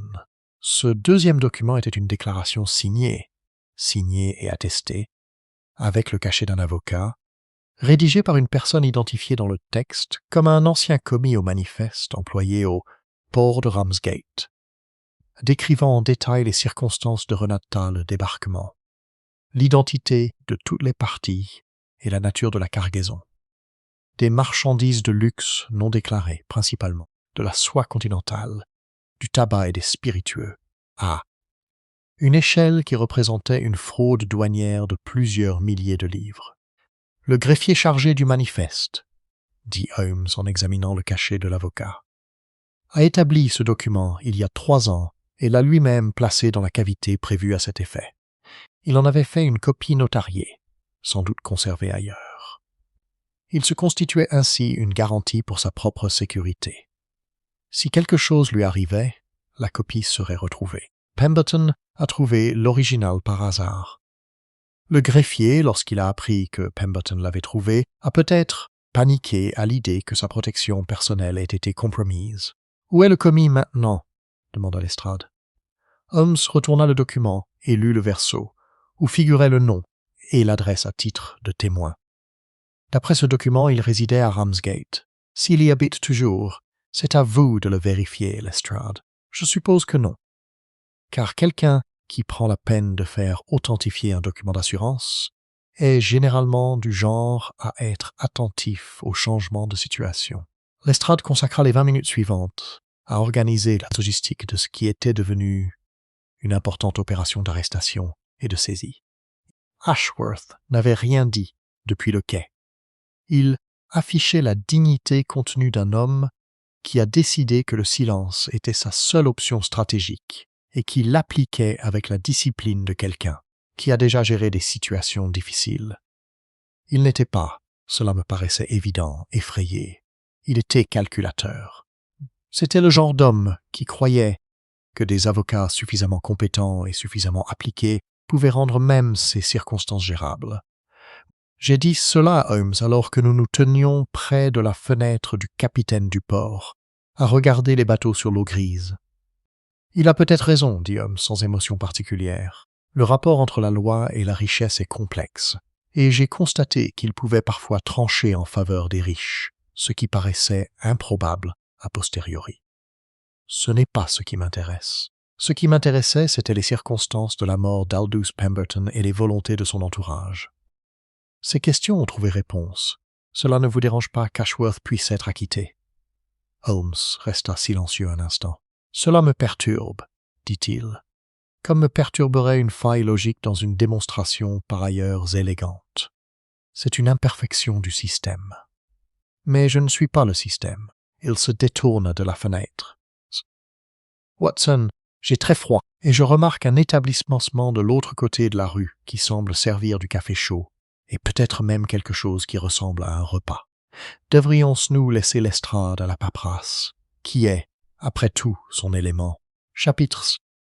Ce dont Gall se souvenait comme souvent dans les affaires de Holmes, un détail était resté inexploré, absorbé par l'enquête principale. Il refit surface le lendemain matin, lorsque Thomas Gale envoya un message à la capitainerie du port, où Lestrade avait installé un centre opérationnel temporaire, demandant à s'entretenir avec monsieur Holmes d'un point qu'il se souvenait avoir remarqué et qu'il jugeait pertinent. Nous l'avons trouvé au phare, où il était retourné pour entreprendre la réparation et le rallumage de la lampe. Quelqu'un devait s'en charger. La commission maritime le lui avait rappelé par télégramme, et Pemberton étant décédé, la responsabilité lui incombait. Il se trouvait dans la salle des lampes à notre arrivée, examinant avec soin l'élément Fresnel cassé, avec la délicatesse d'un homme qui comprend et respecte les mécanismes. « Merci d'être venu, dit-il. Je me souviens de quelque chose que j'aurais dû mentionner lors de notre première conversation. Je n'étais pas dans mon état normal ce matin-là, et j'ai oublié quelque chose qui m'est revenu depuis. Prenez votre temps, dit Holmes. Gale déposa délicatement l'objectif. La nuit précédant la mort de M. Pemberton. Il y a 2 nuits, donc la nuit du 16. J'étais de quart de nuit, le premier de la journée, et j'ai aperçu une barque. Une petite barque à rames, sans feu, venant de la direction de Dungart Cove. Il était plus de 9 heures. Il faisait nuit noire, et je ne l'aurais pas remarqué si elle ne s'était pas approchée tout près de la pointe, puis ne s'était pas arrêtée un moment, à une 50aine, de mètres du pied de la falaise. Elle est restée là, immobile, puis elle est repartie vers Dungate. « Vous n'avez rien dit de tout cela aux agents de Lestrade ?» demanda Holmes. « Je sais, j'aurais dû. Quand j'ai trouvé M. Pemberton ce matin, je n'arrivais pas à réfléchir. Ça m'est revenu hier soir. » Il marqua une pause. « Mais ce n'est pas tout. » Vers 11 heures, ce même soir, alors que je faisais ma vérification des lampes de 9 heures. J'étais un peu en retard. J'ai entendu quelque chose dehors. Du côté de la tour, côté mer, un bruit comme si quelqu'un grimpait. Comme une corde ou une chaîne contre une pierre. L'expression de Holmes ne changea pas, mais quelque chose dans son regard s'aiguisa. « Et vous n'avez pas enquêté. » Gall eut la délicatesse d'afficher un air gêné. J'ai regardé par la porte de la galerie. Je ne voyais rien dans l'obscurité. J'ai cru que c'était des débris. Je ne m'attendais pas à ce qu'il y ait un problème. Monsieur Pemberton m'avait dit de rester vigilante face aux problèmes mécaniques, pas aux personnes. La nuit précédant le meurtre, dit Holmes en réfléchissant à voix haute, Craig effectuait une reconnaissance. Il est venu en bateau pour évaluer la tour, vérifier que la chaîne de maintenance était utilisable et déterminer le planning de quart. Il est revenu la nuit suivante pour exécuter le meurtre. 2 jours de préparation, ai-je dit. Une planification minutieuse, approuva Holmes. Craig a été gardien de phare pendant de nombreuses années. Il connaissait le système de quart, le mécanisme de la lampe, la structure même de la tour. Il savait exactement comment s'introduire sans être vu, comment éteindre la lampe sans Gall ne s'en aperçoive immédiatement. Lui, il mettrait plusieurs heures à se vider après son sabotage. Et comment se positionner pour attendre le retour de Pemberton? Il regarda Gale. « Vous avez dit vous être endormi pendant votre quart. Est-ce déjà arrivé? »« Jamais, » répondit Gale d'un ton ferme. « Y a-t-il des remèdes dans l'armoire à pharmacie du phare? Des préparations qui pourraient provoquer de la somnolence. » Gall cligna des yeux. Son visage fut ensuite traversé par une succession rapide d'expressions. « Il y a une préparation, un composé de laudanum contre la douleur. Pemberton le gardait pour son dos. Il avait une vieille blessure. Il se dirigea vers l'armoire de la salle de garde, l'ouvrit et en sortit une bouteille sombre. Il la déboucha et regarda le niveau à l'intérieur. Je ne saurais dire si le niveau est correct. Je ne sais pas à quel point elle devrait être pleine. Holmes prit la bouteille, l'examina et la reboucha. Je vous suggère de la faire analyser, Lestrade, dès que vous aurez un moment, si Craig a ajouté cela au thé de Gale, ce qui aurait nécessité d'avoir accès à la salle de garde plus tôt dans la journée, soit pendant que les deux hommes étaient occupés ailleurs. Soit, il marqua une pause. Gale, étiez-vous au phare pendant toute la journée précédant le meurtre? Gale réfléchit. J'étais au village pendant 2 heures cet après-midi. J'ai fait des courses et je me suis arrêté au pub pour manger. Laissez le phare sans surveillance pendant 2 heures, a déclaré Holmes, non pas sur un ton accusateur, mais en faisant simplement une observation géométrique. Gale semblait abattu. Il est entré pendant que j'étais sorti. C'est probable, dit Holmes. Ce n'est pas votre faute. Vous êtes assistant de phare, pas policier. Et vous n'aviez aucune raison de penser qu'un inconnu entrerait dans le phare et trafiquerait la pharmacie pendant votre absence habituelle de l'après-midi. Il tendit le flacon à Lestrade. Mais cela explique le sommeil, qui était l'un des rares points restés flous dans le récit. Alors que nous quittions la salle des lampes, Gale nous interpella. « Monsieur Holmes, la lampe pourra-t-elle être rallumée correctement? Pourrais-je faire réparer l'élément de Fresnel? C'est une question qui relève de la commission maritime, dit Holmes. Mais à votre place, je leur écrirai sans tarder, comme le montre ce cas. Les phares obscurcissent ont tendance à attirer l'attention de personnes indésirables. Chapitre 11. Le piège de la route de Ramsgate le commis chargé du manifeste s'appelait Cornelius Satterley. Grâce aux investigations de Lestrade et aux pistes suggérées par Holmes, on le retrouva dans une pension de famille à Faversham. Il avait quitté Ramsgate le jour même où la nouvelle de la mort de Pemberton parvint dans le Kent par le biais de la presse locale. Il avait calculé à juste titre que le décès du gardien de phare qui avait découvert son document d'assurance caché l'obligeait à déménager. Il s'était toutefois trompé en pensant que Faversham était suffisamment éloigné. Holmes avait déterminé l'emplacement probable de Satterley grâce à un raisonnement complexe que je vais retranscrire aussi fidèlement que possible, car il illustre mieux la démarche que n'importe quelle description du résultat. Un homme qui dissimule un document entre Whitstable et Harwich, explique Holmes, tandis que nous roulions en train vers Faversham le lendemain matin, choisirait cet endroit car il lui était accessible, à une distance raisonnable de son domicile ou de son trajet habituel. Un employé de Ramsgate, qui devait se rendre sur la côte de Harwich, emprunterait la route côtière, traversant plusieurs villages. S'il devait fuir Ramsgate, il se dirigerait vers un endroit de son itinéraire habituel, suffisamment loin de Ramsgate pour se sentir en sécurité, mais suffisamment près pour s'orienter. Faversham se situe au point de rencontre de la route côtière et de la route de Londres, offrant la sécurité psychologique d'une voie d'évacuation, tout en restant proche du connu. Ce ne sont que des suppositions, ai-je dit. C'est une déduction à partir des probabilités, corrigea Holmes. Si je me trompe, il faudra y réfléchir plus attentivement. Je me trompe rarement sur la géographie de l'anxiété.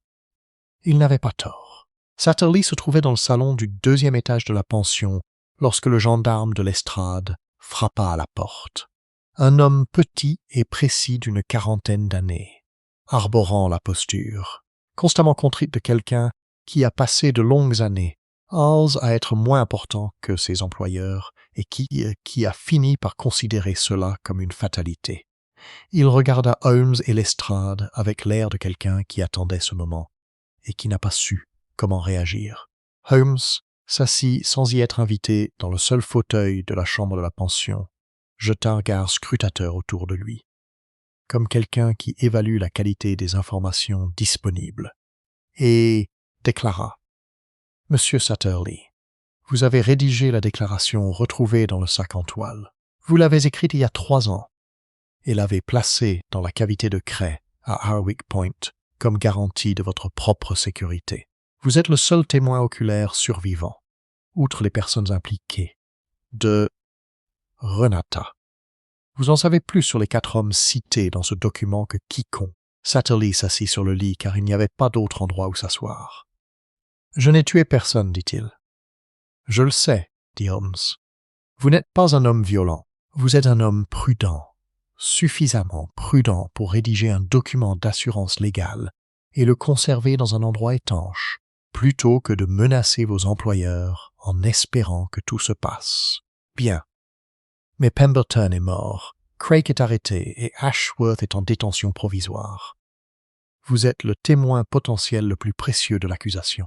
Il semble également que vous soyez en possession de la copie notariée que vous avez conservée. Satterlee n'a rien dit. « Monsieur Satterlee, » dit Holmes, et sa voix prit cette tonalité qu'elle avait parfois lorsqu'il choisissait de faire preuve d'une certaine patience. Ce qu'il faisait, mais avec difficulté.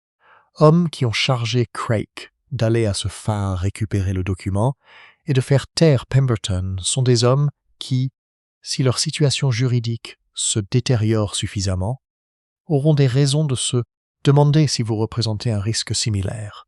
Vous n'êtes pas, pour l'instant, en sécurité. Ça a fait mouche. Je l'ai vu sur le visage de Satterlee. Non pas comme une information nouvelle, mais comme une information qu'il avait tenté d'échapper et à laquelle il était désormais contraint de s'arrêter et de faire face. « J'allais aller voir les autorités, a-t-il dit. J'y pense depuis la mort de Pemberton, dit Holmes. Oui, le moment est idéal pour compléter cette idée. Il regarda Lestrade. Je crois que M. Satterlee détient des informations qui seront d'une grande utilité au directeur des poursuites publiques dans une affaire qui lui sera bientôt soumise. Je recommande une collaboration formelle. Lestrade, qui était resté silencieux tout au long de cet échange, s'éclaircit la gorge et prit l'air d'un homme sur le point d'accomplir des tâches officielles, avec la gravité qui va avec. Holmes, sa mission accomplie, se leva de son fauteuil et alla à la fenêtre, contemplant la rue grise de Faversham avec l'air de celui qui a mis un mécanisme en marche et se contente de le laisser fonctionner. Le piège, si tant est qu'on puisse l'appeler ainsi, n'avait rien de spectaculaire. Ni déguisement, ni confrontation théâtrale, ni mise en scène élaborée pour forcer une révélation. Juste l'application de la logique à la géographie de l'angoisse et la présentation patiente de la meilleure option qui s'offrait à un homme effrayé. Holmes avait, me disais-je, une conception très large de ce qui constituait un piège. Chapitre 12. L'épave et la résolution. 3 jours après les événements de Dungett Cove, nous étions de retour à Baker Street. Holmes avait repris son violon, ses expériences chimiques et cette forme particulière d'ennui profond qui le rongeait entre 2 affaires, avec la gravité d'une véritable maladie. Il jouait un morceau lent et inachevé, une suite de phrases qui tournaient en rond sans se conclure, comme si la musique était encore en train de se construire. Lorsque Lestrade arriva avec son rapport final, il le lui lut depuis son fauteuil, tandis que je préparais le thé et que Holmes continuait de jouer. Le contenu du sac en toile, rapporta Lestrade, avait été examiné par les avocats de la couronne et jugé, combiné au témoignage de Satterlee, comme constituant un dossier à charge d'une solidité remarquable. Sur les 4 hommes cités dans le document, 2, dont Ashworth, avaient été formellement inculpés et seraient jugés au printemps. Les 2 autres avaient retenu les services d'avocats qui négociaient activement avec le parquet. Une situation que Lestrade décrivit avec le pragmatisme, résigné d'un professionnel qui a appris que justice et verdict ne sont pas toujours synonymes, mais qui a décidé de se contenter de ce qu'il pouvait obtenir. Edwin Craig avait été inculpé du meurtre d'Aldous Pemberton et serait jugé séparément. Les éléments de preuve de la couronne comprenaient la seconde série d'empreintes de pas relevées dans la lampisterie, l'analyse du laudanum trouvé dans l'armoire à pharmacie, dont la concentration était significativement plus élevée que celle indiquée sur l'étiquette, et la déclaration partielle de Craig aux gendarmes sur la jetée. « Il sera pendu », dit Lestrade, sans satisfaction. « Il avait l'attitude de quelqu'un qui ne tire aucun plaisir de verdict de cette nature, ce qui, d'après mon expérience, le distinguait de plusieurs de ses collègues. Pemberton était un homme gênant au mauvais moment, dit Holmes en posant son violon sur ses genoux. Son seul tort fut la curiosité et une compréhension imparfaite du danger auquel elle l'avait conduit. Il trouva un document, il eut peur, il appela sa sœur, ce qui était le bon réflexe, un signe d'intelligence. Mais il n'a pas agi assez vite, ni dans la bonne direction. Il resta silencieux un instant. Il aurait dû aller directement à Scotland Yard. La plupart des gens ne le font pas, ai-je dit. La plupart des gens ne le font pas, concéda Holmes, car ils pensent généralement que la complexité d'une situation doit être à la hauteur de leur réaction. Ils se trompent. La bonne réaction face à la découverte de preuves d'un crime grave est la plus simple qui soit. Les remettre aux autorités et s'éloigner. Il reprit son violon. Sa mort est un plaidoyer pour la simplicité. Lestrade partit 20 minutes plus tard, et je m'assis en face de Holmes dans le salon de Baker Street, tandis que l'obscurité de novembre pesait sur les fenêtres et que le feu luttait contre le Ospreyton froid. J'avais pris des notes, j'en avais pris tout au long de l'enquête, et j'avais accumulé plus d'éléments pour cette affaire que pour plusieurs affaires récentes, en partie parce qu'elle s'était déroulée sur plusieurs jours et en plusieurs lieux, et en partie parce qu'elle impliquait une tromperie complexe, bien plus difficile à décrire qu'un simple crime. « Holmes, dis-je en levant les yeux de mon journal, à quel moment avez-vous su que Madame Marot était la sœur de Pemberton ?» Holmes baissa le violon. Avant qu'elle ne nous le dise, la photographie sur la cheminée était tournée de biais.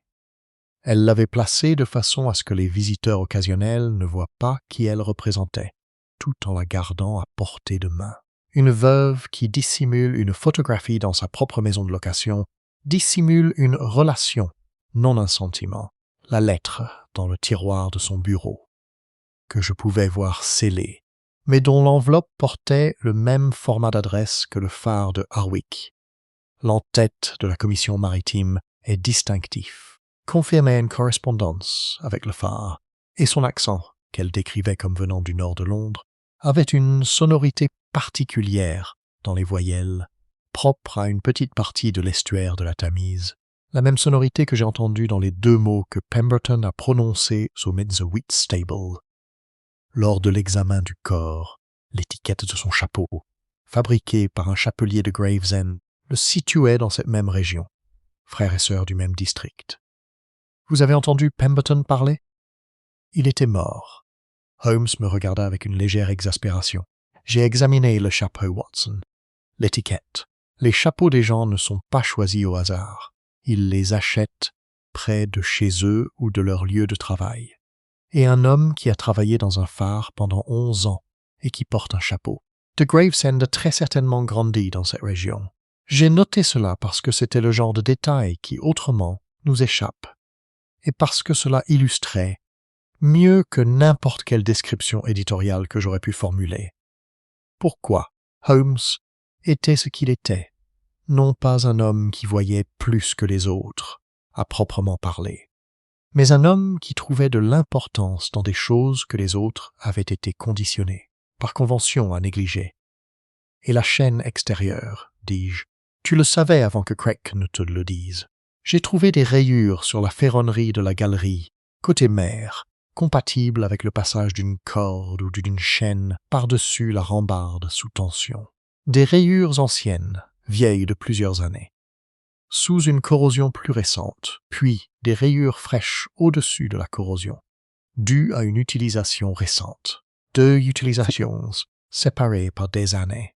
J'en ai déduit que la chaîne avait été placée là par quelqu'un qui connaissait bien la tour, donc un ancien gardien, ce qui désignait Craig bien avant que nous ayons le document pour le confirmer. Vous auriez pu le mentionner plus tôt dans l'enquête. C'est possible, dit-il avec le calme d'un homme qui ne se sent pas tenu de partager ses conclusions selon un calendrier précis. Mais cette chaîne de transmission n'est devenue une information utile qu'une fois que nous avons établi l'identité de Craig et ses motivations. Avant cela, ce n'était qu'un moyen d'accès, et le moyen d'accès importait moins que la raison de cet accès. J'ai refermé mon journal. Le feu était moins fort. Des halls. Le brouillard, londonienne, s'était installé avec son autorité coutumière sur les rues en ce début de soirée, et, quelque part en contrebas, Madame Hudson vaquait à ses occupations domestiques du soir, dont les bruits étaient devenus, au fil des ans, une toile de fond aussi naturelle à la vie de Baker Street que les bruits de la rue elle-même. Chapitre 13. Elspeth et les conséquences du deuil. 2 jours après la dernière visite de l'estrade, je reçus un mot de Madame Elspeth Marrow. Son nom figurait encore sur l'adresse, même si je me doutais qu'elle ne l'utiliserait plus longtemps, les événements ayant dissipé toute possibilité de dissimulation. Elle nous remercia Home et moi pour le dénouement de l'affaire, nous informait de son retour à Londres, où elle possédait une petite maison à Pimlico, et ajoutait un détail qu'elle n'avait pu mentionner, trop bouleversée, lors de nos conversations à Hawick. Elle écrivit que la dernière fois qu'elle avait vu son frère sur le sentier au sommet de la falaise 3 soirs avant sa mort, il avait dit quelque chose qu'elle n'avait pas bien compris sur le moment, mais qui lui était devenu plus clair depuis. Il avait dit, en regardant la lampe du phare, « J'ai entretenu cette flamme pendant 11 ans, Elspeth. Ce n'est pas rien. Quoi qu'il arrive, ensuite, c'est bien réel. » Elle n'avait pas compris, écrivait-elle, s'il se résignait à quelque chose ou s'il faisait simplement le point. Elle comprenait maintenant que c'était probablement les deux. Holmes lut la lettre que je lui ai montrée et la mit de côté sans commentaire. Mais je remarquai ce soir-là, lorsqu'il reprit son violon, la suite de phrases inachevées qu'il jouait depuis des jours se résolut d'elle-même, enfin et sans bruit, en une conclusion simple et parfaite. Je ne l'ai pas souligné. Il y a des choses que fait Holmes qu'il vaut mieux observer sans commentaire, car l'observation seule se suffit à elle-même et tout ajout de mots ne fait que la dénaturer. C'était le cas ici. Je l'ai consigné dans mon journal, comme tant d'autres choses. Non pas parce que je crois que cela nous apprend quoi que ce soit sur l'affaire, déjà entièrement résolue, mais parce que cela nous en dit long sur l'homme. Après 11 années passées à partager chambre, aventure et l'intimité si particulière d'une collaboration intellectuelle, j'avais compris que Sherlock Holmes, sous ses airs de maître, était sincèrement touché par les choses, par la beauté, l'injustice, le gaspillage, par la tristesse propre aux vies ordinaires bouleversées par la cupidité ou la malice d'individus extraordinaires. Il refusait simplement d'exprimer cette émotion d'une manière à ce que le monde puisse aisément catégoriser ce qui le faisait paraître, aux yeux de ceux qui ne l'observaient pas attentivement, comme un être moins qu'humain. Il était, je peux l'affirmer avec la certitude d'une longue observation, considérablement plus. Chapitre 14. Le brouillard et ce qui vient Holmes étaient de nouveau à la fenêtre le soir du 5e jour, suivant notre retour à Baker Street, observant le brouillard comme il le faisait par intermittence, à la manière de certains qui contemplent le feu ou l'eau, trouvant dans son mouvement et son immobilité une sorte d'équivalence avec la pensée. J'avais terminé la rédaction du rapport et je relisais ce que j'avais écrit, apportant les petites corrections factuelles et les nuances qui distinguent un compte rendu d'un récit. « J'ai une question, » ai-je dit. « Vous en avez plusieurs, » répondit Holmes. « Vous les élaborez depuis Faversham. Le silence particulier que vous maintenez en les formulant se reconnaît au rythme de votre plume. Vous cessez d'écrire à intervalles qui correspondent à la formation de chaque question, et vous reprenez lorsque vous êtes convaincu que la question mérite d'être posée. Holmes, c'est soit un trait d'observation remarquable, soit une atteinte extraordinaire à la vie privée. C'est les deux à la fois, dit-il aimablement. Posez votre question. Le document que Satterley a rédigé. La déclaration décrivant le Renata Hill l'avait rédigé comme assurance contre les 4 hommes dont il avait été témoin du complot. Mais il ne l'a jamais utilisé. Pendant 3 ans, il l'a laissé de côté sans rien faire. Pourquoi? Holmes se détourna de la fenêtre. Parce que l'assurance fonctionnait. Les hommes qu'il avait employés, ou dont il avait pu observer les activités, savaient qu'il possédait des documents, Ils ignoraient où il se trouvait et sous quelle forme, mais ils savaient qu'il avait été témoin de choses suffisamment graves pour être dangereux, et ils le gardaient employé et à l'aise par précaution. C'était un arrangement stable, tacite, gênant pour tous, et qui se perpétuait de lui-même. L'arrivée de Pemberton, un innocent qui s'était retrouvé, malgré lui, au cœur de cet arrangement, a perturbé cette stabilité. Dès qu'Ashworth a su qu'un tiers avait trouvé le document, l'arrangement a été menacé, et les arrangements menacés ont tendance à dégénérer en violence. Pemberton a été tué non pas parce qu'il représentait une menace, mais parce qu'il était une inconnue, ai-je dit lentement. Exactement. Une menace connue peut être gérée. Une inconnue, en revanche, est imprévisible. Ashworth ignorait tout du niveau de compréhension de Pemberton, de ses intentions et des personnes à qui il s'était confié. La solution la plus simple, selon Ashworth, consistait à récupérer le document et à lever les incertitudes du même coup. Craig était l'instrument, un homme qui avait lui aussi intérêt à récupérer le document et qui était déjà compromis, ce qui le rendait utile et manipulable. Et maintenant, Craig va être pendu pour ça, tandis qu'Ashworth pourrait négocier une peine moins lourde. Holmes resta silencieux un instant. « Il est possible, dit-il finalement, que la force du témoignage de Satterlee, conjuguée aux preuves documentaires, suffise à empêcher ce dénouement. Il est également possible que non. Bon, ce sont des questions qui relèvent des tribunaux, des avocats et de l'opinion publique. Autant de sujets qui dépassent mes compétences et, franchement, ma juridiction. » Il reporta son regard sur le brouillard. « Ma juridiction s'arrête à l'identification des faits et de leurs circonstances. Les conséquences de cette identification sont l'affaire du monde, pas la mienne. J'ai toujours trouvé que c'était une répartition des responsabilités plutôt commode, ai-je dit. » Il sourit, ce petit sourire sincère qui apparaissait rarement et sans prévenir. « Il m'a toujours semblé être le seul honnête, dit-il. Je suis bon en une chose, Watson. Je suis même presque certainement le meilleur au monde. Dans ce domaine, je ne suis pas particulièrement doué pour la justice, la politique ou la gestion des institutions humaines. C'est à l'intersection de ces trois derniers domaines, combinés à ma compétence particulière, que nous travaillons ensemble, vous et moi, et je suis reconnaissant de cette intersection. Mais je ne me fais aucune illusion sur mes propres limites. » Le brouillard se déplaçait dans la rue en contrebas. Un taxi passa, son phare projetant un bref halo orangé dans la grisaille. Plus loin sur Baker Street, une porte s'ouvrit et se referma. « Holmes, dis-je après une pause, qu'y avait-il dans votre absence ce premier soir, avant l'arrivée de l'estrade? Vous avez dit que j'avais reçu une lettre et que je n'avais pas fini de la lire. » Il ne se détourna pas de la fenêtre. « C'est une autre affaire, dit-il, et bien moins intéressante que celle que nous venons de traiter. Je remarque toutefois que vous ne l'avez pas rouverte depuis l'arrivée de l'estrade, il y a 5 jours, ce qui laisse supposer qu'il s'agit du genre de lettre dont la difficulté se résout non par la lecture, mais par le temps et le poids des événements. Ce qui, d'après mon expérience, est vrai de la plupart des lettres que l'on reçoit, que l'on garde dans sa poche et que l'on oublie ensuite. Je repensais à la lettre, qui était encore dans la poche de mon manteau, et qui provenait d'une personne dont je ne mentionnerai pas le nom ici, concernant une affaire qui était, comme Holmes l'avait justement observé, moins intéressante qu'un meurtre dans un phare en novembre sur la côte du Kent.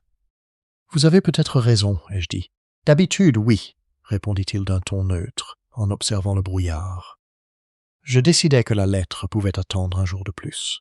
Il y avait des notes à terminer, un dossier à boucler, et la douce chaleur d'une soirée à Baker Street, le feu qui crépite, le thé qui refroidit, le désordre familier et confortable d'une chambre, partagée par 2 hommes, mais qui, ensemble, ont forgé une coûteuse collaboration si éprouvée par les difficultés qu'elle avait surmonté l'adversité et trouvé une forme de paix presque parfaite. J'ai pris mon stylo et j'ai écrit la dernière ligne.